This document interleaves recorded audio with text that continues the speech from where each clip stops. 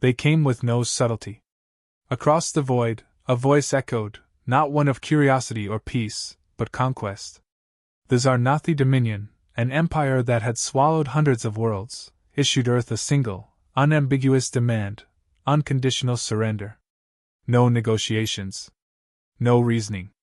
A countdown to submission, backed by the looming presence of a fleet known across the stars as invincible. They believed their reputation was enough.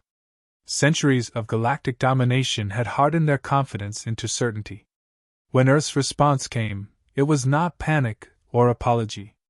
It was a transmission, brief, clear, and unshaken. You are trespassing. Turn back. This is your only warning. To the Zarnathi, it was laughable. A primitive blue planet, tucked in a forgotten spiral of the galaxy, issuing ultimatums? Their analysts dissected the message for hidden meanings, for desperation, for a sign of bluff. There was none. Only certainty. On their War Council ship, High Strategist Relvar dismissed the reply with a wave of his hand. Their bravado is noise before extinction. Scouts sent ahead confirmed what the Dominion expected: no planetary shields, no interstellar defenses, no warp fleet stationed in orbit. Their report concluded with 5 words: they do not stand a chance. But they misunderstood something fundamental. Earth hadn't hidden its power from fear. It had hidden its hand because it understood war too intimately. History had taught humans the price of escalation. Where other species saw strength in intimidation, Earth saw advantage in restraint. The warning Earth gave wasn't arrogance. It was mercy. Behind the quiet reply, humanity was awake. Not in panic, but preparation. The sky may have looked clear, but above the clouds, thousands of satellites shifted alignment. Below the surface, deep under mountain ranges, command bunkers lit up with activity. A network of defense systems built in silence over decades began running simulations, calibrating fire trajectories, activating protocols known only to a few. It hadn't started with the Zarnathi. Humanity's preparations began the moment they intercepted alien signals almost 50 years prior: fragments of war logs, intercepted skirmish chatter, images of planets sterilized by high-orbit plasma bombardments. It had taken time, sacrifice, and a complete redirection of the planet's military infrastructure. Every government knew Earth would only get one shot if a galactic power ever turned its gaze here. The final message from Earth's Unified Defense Council wasn't broadcast to the public. There was no media announcement, no press. Just a secure file labeled Aegis Alpha, engage on breach. It traveled through a global mesh of encrypted channels, reaching command nodes across all continents. Meanwhile, humanity watched the skies. Cities didn't erupt in chaos. People had learned to live with distant threats: pandemics, climate collapse, near-extinction level asteroids. Fear had matured into endurance. A quiet, grim acceptance passed through the population: if this was the end, it would not be a quiet one. And still, Earth offered them a way out. The Zarnathi received the final warning. It was direct. Leave orbit. You have 24 hours. No threat, no emotion, just a line in the sand. They ignored it, of course. No species had ever made a second demand of the Dominion. Certainly not one without faster-than-light travel or planetary shields. Relvar authorized the fleet to begin deployment. Not even full bombardment. He wanted to make a statement. Let the primitives watch their defenses fall before their skies turned to flame. But Earth wasn't trying to impress them. From the moment the fleet crossed into the thermosphere, humanity had eyes on every ship. Their vector trajectories were mapped, their energy signatures logged, their formation patterns compared to hundreds of known Zarnathi engagements. Every response plan was preloaded. Nothing was reactionary. Everything was prepared. The aliens had assumed a blunt force approach would crush human resistance. What they didn't account for was the precision of a species that had studied their war doctrine down to the molecular level. The countdown ended. And Earth did not kneel. The first Zarnathi vessels broke through the outer atmosphere with mechanical grace, casting vast shadows over oceans and cities below.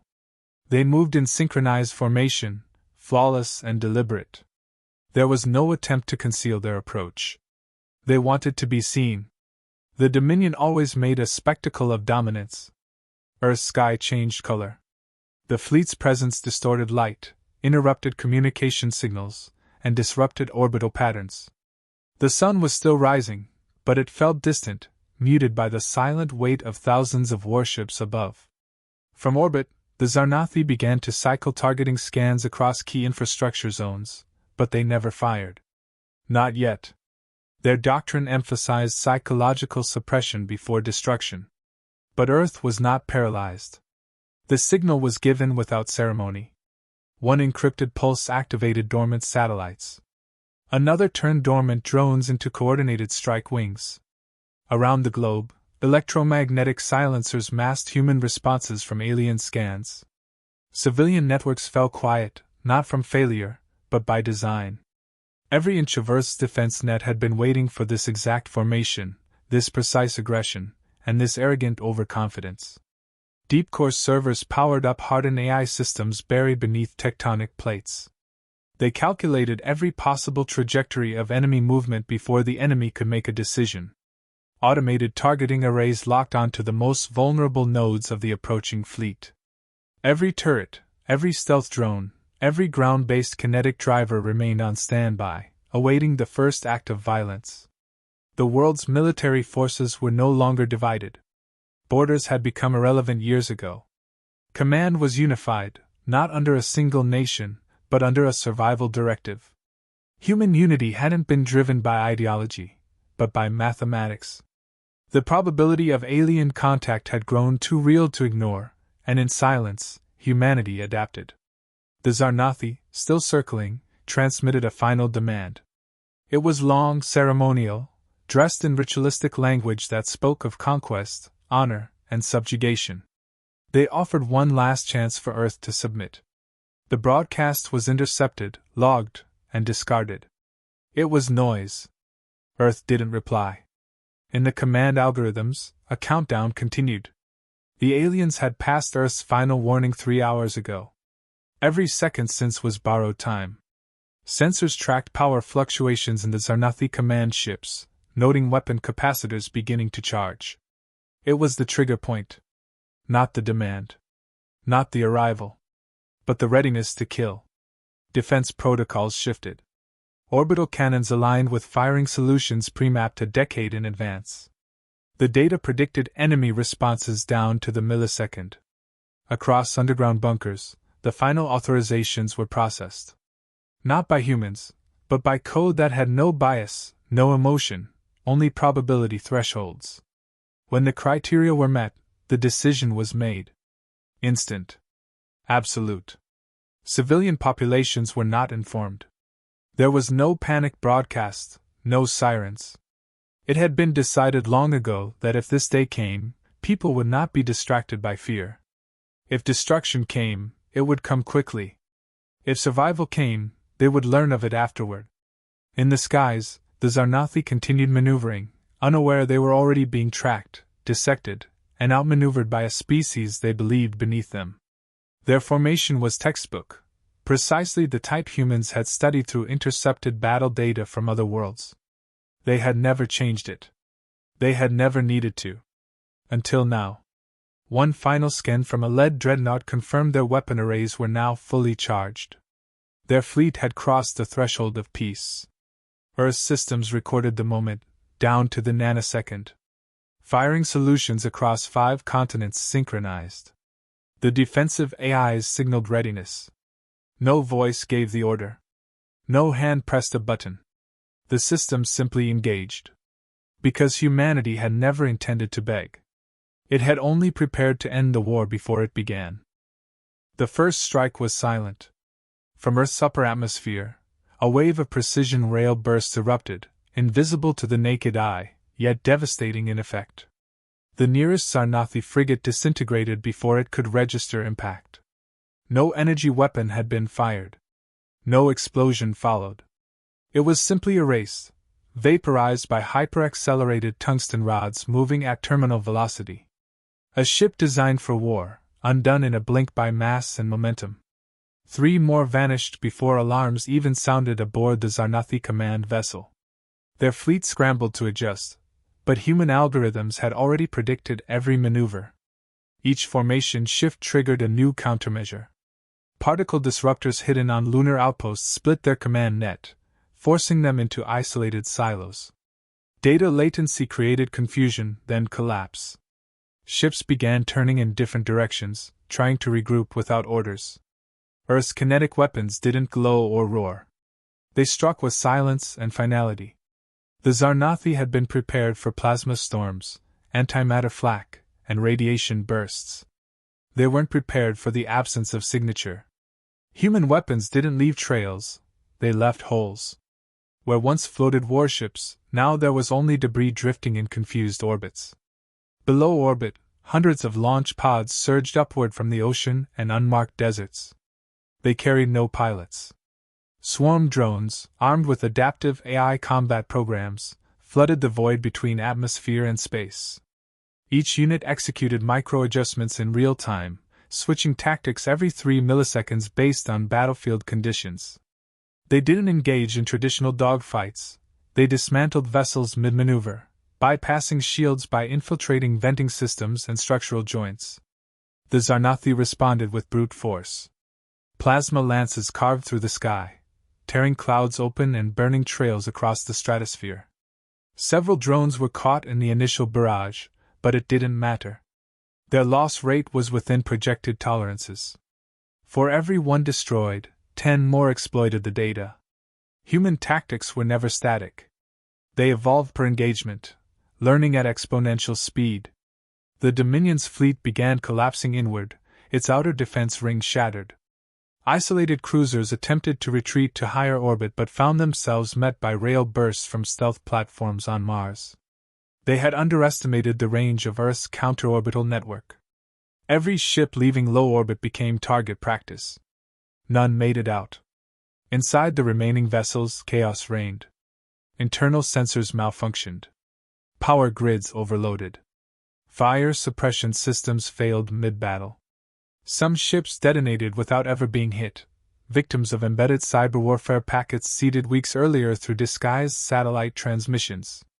Earth hadn't just prepared weapons, it had prepared software, tools that crept undetected into enemy systems and waited for this precise moment to activate. The Zarnathi chain of command disintegrated in real time. Without centralized orders, ships fell back on preset formations, ones already calculated and countered by human defense AIs. It was a closed loop. Every adjustment by the enemy had already been rehearsed. There was no room for improvisation. Only failure. A squadron of Dominion interceptors attempted a last-ditch atmospheric dive, aiming to strike population centers in desperation. Before they crossed halfway through the cloud line, sky-borne defense towers activated. Hypersonic interceptors launched from high-altitude platforms obliterated the squadron before their weapons ever armed. Not a single human city was touched. Within minutes, 70% of the Zarnathi fleet was eliminated. The remainder scattered, firing blindly into the dark, unable to distinguish targets from ghosts. Human decoys mimicked ship signatures, pulling fire away from active units. By the time they realized they were targeting illusions, it was too late. One by one, their vessels vanished. Earth never declared victory. No announcement was made. There was no need. The battle was calculated to end, not to impress. The last Zarnathi warship, crippled and drifting, sent a fragmented transmission, half plea, half confusion. It asked who had built Earth's defense, who had given primitives the tools to erase an empire's pride. There was no reply. Not because humanity had nothing to say, but because its answer was already written in the silence where a fleet once stood.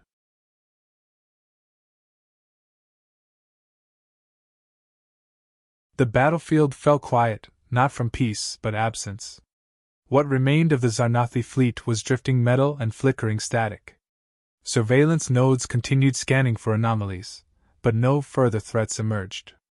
The assault had lasted only 11 minutes.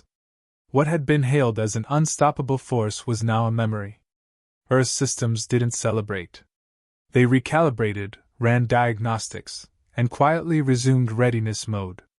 In orbit, cleanup protocols engaged. Autonomous drones swept the debris field, cataloging every fragment. High-risk materials were collected for containment.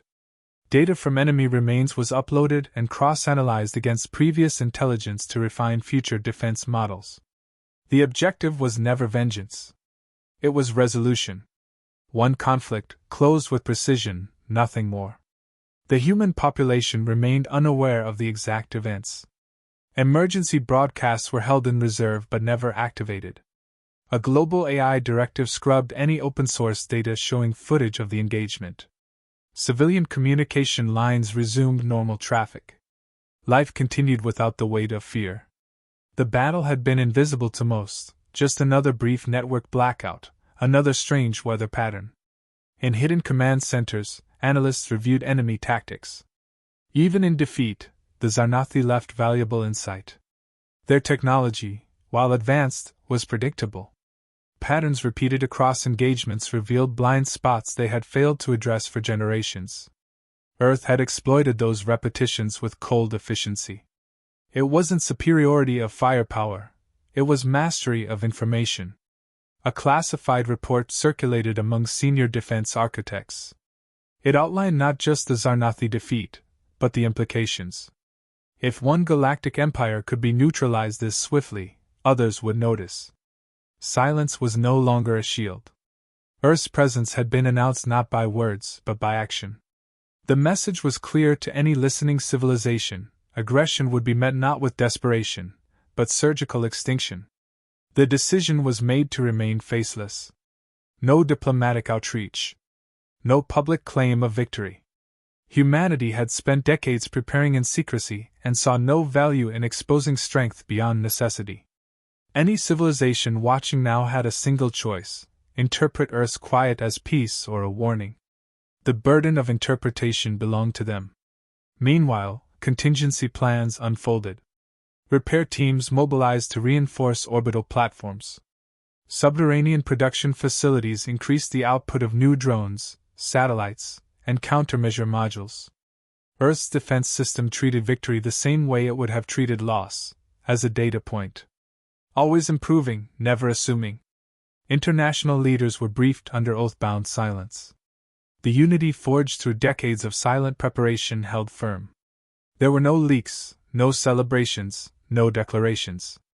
The public was told only that an unauthorized orbital presence had been neutralized. The phrase was chosen carefully: clinical, emotionless, undramatic. In deep space, long-range sensors were reoriented to monitor possible retaliation vectors. The Zarnathi Dominion had lost a fleet, not its core systems. Whether they would attempt revenge was unclear, but human intelligence concluded it unlikely. The cost had been too high. Losing a command fleet to a supposedly inferior world risked more than military pride: it shattered their image of control. Retaliation meant risking more losses. Silence might be their only remaining strategy. Earth's own weapon systems entered passive mode. Not disabled, never fully off. Just quiet, ready. The framework that had executed the battle, the layered algorithms, the global response net, the distributed autonomous targeting, remained intact. It had proven effective beyond expectations. Yet analysts noted key areas for refinement: faster drone response coordination, more robust signal disruption in low orbit, deeper counterinfiltration safeguards. What the Zarnathi didn't understand, and what the next aggressor might overlook, was that Earth had fought wars against itself for centuries. It had built its defense doctrines not around glory, but necessity. It understood collapse. It understood asymmetry. Where alien empires chased intimidation, humanity had mastered survival. The world above had burned briefly. It hadn't screamed. It hadn't boasted. It had done what was required, with precision and finality. And now it waited, not for praise or fear, but for the next question the stars might ask. Earth had found its voice not in noise, but in the absence of defeat. Far beyond Earth's orbit, signals traveled at light speed through deep space, fractured by dust, bent by gravity wells, yet unmistakable in their origin. Dozens of civilizations intercepted fragments. Some dismissed it as static, others as war noise, but a few knew what they were hearing: the sudden silence of a fleet that should not have lost. The Zarnathi were many things, but defeated was not one of them. Until now. In political circles scattered across the galaxy, emergency summits convened behind closed doors. The incident was referred to in cautious terms. No empire wanted to acknowledge that a lesser-developed world had dismantled a fully armed Zarnathi fleet in under 15 minutes. For those who had feared the Dominion, it was hope wrapped in mystery. For those aligned with it, it was a problem that shifted the balance of power. Still, none could explain the methods. Earth's defense had left no traceable data trails, no universal broadcast, no boasting signatures. There was no galactic propaganda feed, no survivors to question. Earth remained quiet, and that silence echoed louder than any declaration. This raised a deeper concern. If Earth had this capability and chose not to publicize it, what else had it developed that no one had seen? The galaxy's most feared weapon had always been the unknown. And now, Earth embodied that fear. Back on the planet, defense systems ran silent diagnostics and purged temporary protocols. The memory of the engagement was stored in encrypted vaults distributed across several hardened locations. No single entity had full access. Even top-ranking officials received only segmented reports. The logic was simple: exposure invited risk. Redundancy guaranteed survival. Earth's technological leap hadn't come from alien aid or sudden innovation. It had emerged from necessity. Decades of living on the edge, biological threats, environmental collapse, internal warfare, had forced rapid adaptation. Where other civilizations grew fat from stability, Earth had been honed by chaos. It had learned to weaponize unpredictability, to convert desperation into calculated precision. This philosophy extended beyond defense. Post-engagement, humanity didn't mobilize offensively. No fleets launched. No probes sent in pursuit. Earth's command doctrine remained defensive, not because it lacked ambition, but because it understood scale. Expanding into a galaxy that had already dismissed it was unnecessary. The message had already been sent. Amongst human leadership, a new directive quietly took root. If another invasion came, Earth would respond with the same efficiency. But if diplomacy was ever attempted, it would be met not with naivety, but with cautious distance. The event had changed humanity's posture, not arrogant, not paranoid, but unblinking. Meanwhile, in academic circles, closed forums began revisiting first contact protocols. Questions were raised about the ethics of concealment. Should humanity continue hiding its full capabilities? Could it maintain deterrence without escalation? The consensus was uncertain. The world had proven it could survive a threat, but survival didn't mean safety. The galaxy was watching now, even if no one spoke. What troubled human analysts most wasn't retaliation from the Zarnathi. It was imitation. Somewhere, someone would attempt to replicate Earth's quiet model of warfare. Not all would use it defensively. Earth's success had rewritten the rules. Precision had trumped power. Silence had overwhelmed fear. And that made Earth not just a survivor, but a teacher. In private chambers beneath the surface, artificial intelligence clusters ran long-term simulations. They projected dozens of outcomes, from peaceful contact to covert sabotage. One scenario repeated more frequently than others: preemptive containment by other powers. The best way to neutralize a silent threat was to erase it before it acted again. And so, Earth prepared, not for another war, but for a galaxy that now feared it. Production cycles shifted toward deeper autonomy. Decoys were launched across space to confuse enemy mapping efforts. False vulnerabilities were broadcast to create misinformation traps. A second defense layer, entirely independent from the first, began construction. Humanity had passed the test, but it understood something the galaxy hadn't yet grasped. Power wasn't about destruction. It was about restraint sharpened to a point. The fleet had never stood a chance, not because it was weak, but because it had never expected to fight a species that didn't need to announce its strength to use it. Earth's final message was not spoken, not written, and never sent. It was the fact that it didn't need to say anything at all.